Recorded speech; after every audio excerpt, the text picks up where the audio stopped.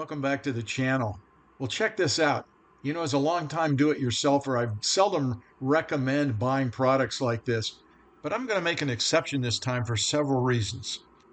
First, not everyone has the skills, the tools, and the time, or even the desire to build something that looks this great for their flight simulator.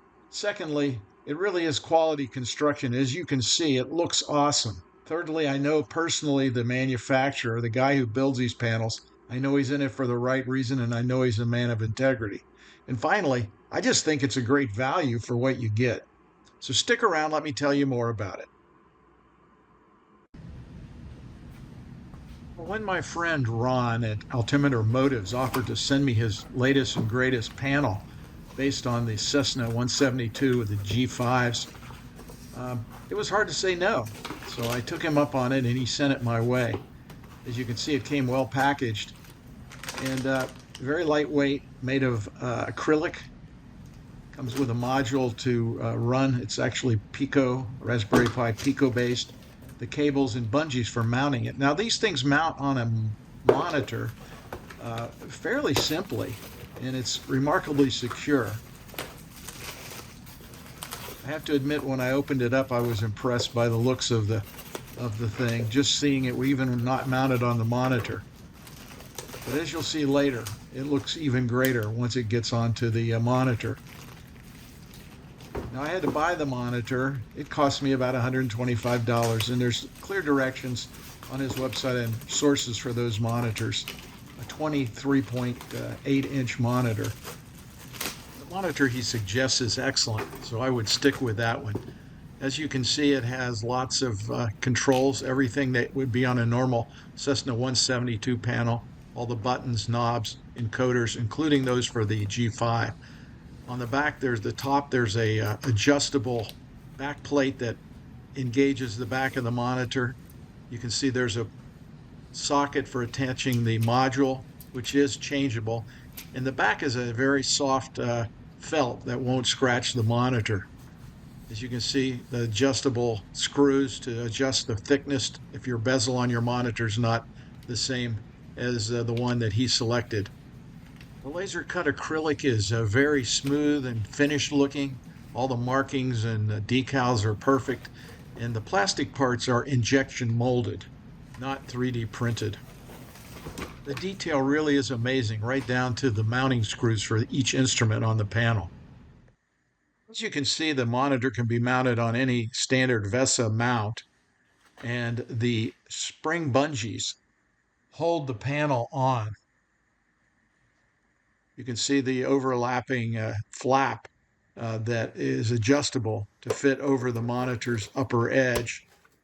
And the bungees just stretch from a screw on the front around the monitor and over the top to hold it quite securely on the top of the monitor.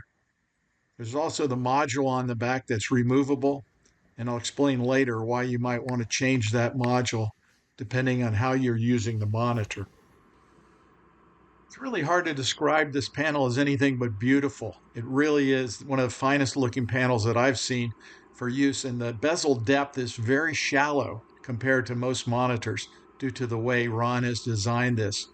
So it's just a great piece of hardware, easy to use, and I really love it. Now, the panel can be operated in two ways. I alluded to the two modules. There's one module that runs using Air Manager and it requires a little more setup. And if you're already an Air Manager user, it's quite simple, but it does require the purchase of Air Manager. If you want true simplicity, you can order the version with the software included. It's a standalone software. You just install the software, double click, and the panel will load up and connect to the simulator. It's good to be used with all the standard default aircraft for the Cessna 172 on X-Plane and Microsoft Flight Simulator. The Air Manager version gives you the advantage that the instruments can be modified to work with certain add-on aircraft that might not use the standard data systems as the default aircraft. The good news is you don't have to choose. You can purchase the second module, and it's just as easy as unplugging the one and plugging the other one in. If you watch my videos, you know that I'm a believer that mixed reality is going to be the future for flight simulation. And I was actually anxious to see if I could make this panel work with the Quest 3 in mixed reality. And I got to tell you, I've been pleased with the results. As you can see here, it looks quite good. And when you're going to do mixed reality, you're going to want to have a cockpit that looks quite realistic. So it matches the realistic visuals outside the cockpit. So I found an old throttle, quadrant, some rudder pedals, and a trim wheel and other things I had laying around, and put it together to create a third cockpit in my house, just what I needed. My wife's quite excited. But anyway, it gave me a chance to give this a try, and I'm pretty convinced that this is the future of flight simulation. It really is great being able to see your hands and the flight controls and to operate all the instruments. But unless you have a convincing panel to use with the virtual world, it's not really that great. That's why I think this product might be a good buy for a lot of people who are even looking towards the future of flight simulation and mixed reality. So what is all this going to cost you? Well, it's not as bad as you may think. The base panel is $385. When you add the $126 for the monitor, the total comes to $511. Now that includes the Air Manager version of the software, which requires that purchase. The other software options I mentioned were to substitute the standalone software for a $50 charge, or for $75, you can have both modules and have the ultimate in flexibility. Let me tell you why I think this is a value. Let's say you decide to go the do-it-yourself route and purchase two G5s from Real Sim Gear. Now, these are great units, but they are standalone and each requires its own video hookup, so you need more video ports. And when you consider the price, the two units alone are going to run you almost $700. And at that point, you've only got two of the instruments compared to an entire panel using Altimeter Motives G5 panel. Another alternative might be using the flight information panels from Logitech. If we look at just a 6-pack, at the current price of almost $170 per, that comes to over $1,000, and you just have 6 instruments. I think you probably see now why I think this is quite a good value for what you're getting. Really a great looking panel with a lot of functionality, and at a price that really isn't that bad when you consider all that you're getting. Shipping to the US is free, and if you're a FSA member, you get a 10% discount if you have a captain's membership. Ron also makes side panels to complete your sim setup. He has a number of designs you can choose from, or he'll work with you to create a custom design to fit your specific equipment. The price for a side panel is $150, including shipping. Besides the G5 version, Altimeter Motives offers a couple other products I'd like to quickly tell you about. First, there's a non-G5 version of the Cessna 172. They call the Cessna 172 Gen 2 flat screen. That costs $425, and it ships standard with the included standalone software. I assume it would be possible to purchase a module to run Air Manager as the main software, but you'll have to check on that. Finally, Altimeter Motives offers a product called the Mini 6-Pack Plus, and you can see it's a unit that includes the monitor, and it has a very similar look, but it's small and can be mounted on top of a honeycomb or SATEC yoke using the holes that are matched up there.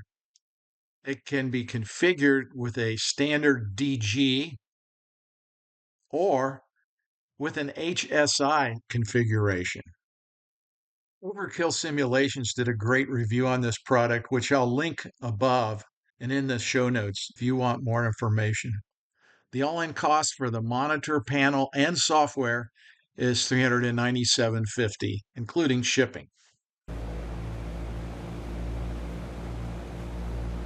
So if you've made it this far in the video, you probably got an idea of my final verdict on the Altimeter Motives panel, the G5 panel. I loved it. I thought it was great.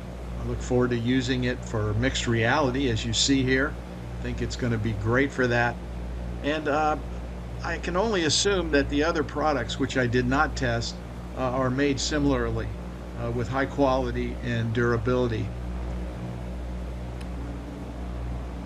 In full disclosure, I must say that I did get this panel provided for free to try out. Also, Ron, the owner of Altimeter Motives, is what I consider a personal friend. But I'll also tell you that I haven't allowed that to color my opinion of the product. It's a great product, and I wholeheartedly recommend it for those who need this sort of thing. I'm a big do-it-yourselfer, but there's times when expedient nature of buying something already made is worthwhile. And in this case, I couldn't produce anything that looks this good on my own. As usual, I ask you to like, subscribe, and share this with your friends. I love your comments. Thanks so much for watching the video to the end if you did. And I hope you'll watch my next video. Thanks a lot.